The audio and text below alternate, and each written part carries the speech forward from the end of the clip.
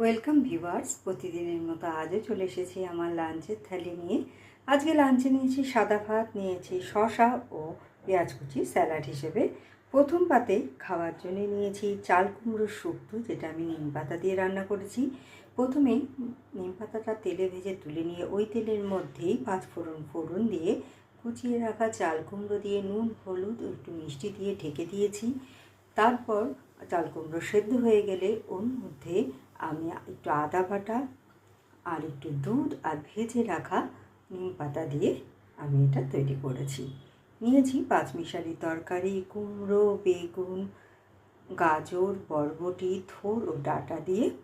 ফোড়নে দিয়েছি মুগ ডাল আর একটু বড়ি ভেজে নামানোর সময় আমি দিয়েছি একটু মিষ্টি ও ভাজা জিরের গুঁড়ো।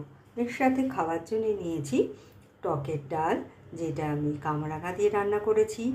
প্রথমে ডালটাকে সেদ্ধ করে নিয়েছি। কড়াইয়ে তেলে শুকনো লঙ্কা ও সর্ষে ফোড়ন দিয়ে কামরাঙাটা দিয়ে নুন হলুদ দিয়ে একটু ভাজা ভাজা করে মধ্যে সেদ্ধ করে রাখা ডাল দিয়ে আমি এটা তৈরি করেছি। নিয়েছি ভেটকি মাছের একটা পাতলা ঝোল, আলু ও টমেটো দিয়ে।